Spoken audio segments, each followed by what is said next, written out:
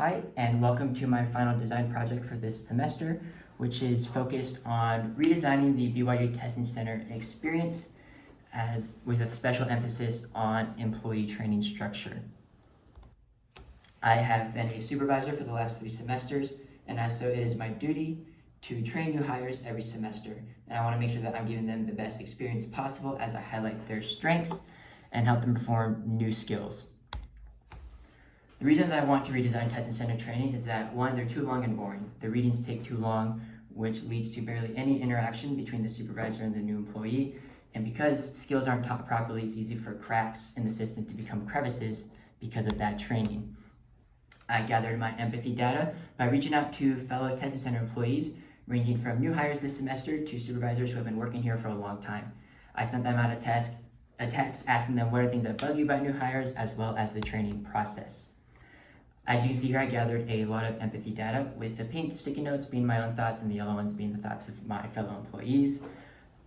There are sticky notes that address burn the binder, which are referencing to the long readings, as well as other lack of understanding of necessary skills. Here's my point of view statement. I really wanted to highlight 3 specific needs that we're going to address, 3 specific goals that I hope to accomplish because of this new training. The point of view statement also addressed 3 pain points. Like I mentioned before, those readings that are bore new hires too quickly, rules and instructions that are shallowly taught, and then inappropriate work relations and conversations that are ignored because the supervisor isn't there to teach them the proper mannerisms.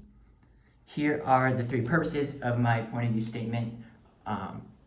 1, that the training should cover essential beginner skills, that it should highlight the purpose of the honor code and what we do, as well as highlight why it's important to form good relationships with the people around us.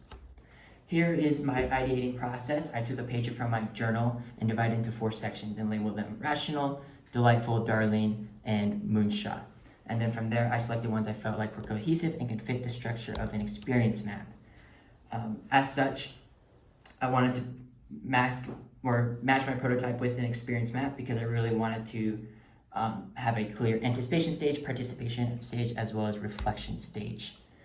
I wanted my training to be a blended training course that involved videos and PDFs that they read on the internet by themselves, in-person activities, and then knowledge that new hires take home after their training day. Here are the actual points of my prototype. As you can see there, that anticipation with the email containing a video present where then explaining the purpose of the honor code, as well as a procedure PDF, and then following there are the activities that we'll do on the training day. Once again, this is continued. This is the rest of my prototype where you can see where we practice. New hires can ask new questions. We have a final activity, and from there, they can review important information at home and have a roadmap of what the semester is going to look like for future trainings and important dates. Initial testing went great. It was so much fun. I had participants enter a study room at the library. From there, they were able to put on name tags, and I gave them a tour, quote unquote, of the testing center by just walking around the testing center, or not the testing center, the library. Our first activity was the questions to get to know one another. We passed around a fortune teller clockwise, which gave everyone the opportunity to ask a question to someone as well as receive a question from a new person each time. I also handed out PBRQs to each pair of participants where we reviewed together the measures of success. I was able to explain what each section meant, and then from there we opened the floor to questions that they might have on how they can improve on their weaknesses. From there, I allowed actual testing center employees to suggest tips and tricks to participants on how to learn quickly and efficiently while working at the testing center. And from there, we did a little fun activity just to cut out snowflakes and decorate the quote-unquote testing center. And then on those snowflakes, I was able to put feedback, which, as we can see here, I learned that I needed to start reviewing the PBRQs a lot better, as well as stop any walkthroughs without activities, or basically get rid of activities with no purpose. And then I found out that that a lot of people wanted me to keep the fun activities that we had, which was really heartwarming because I really wanted to focus on the emotional aspects of relationships in the testing center.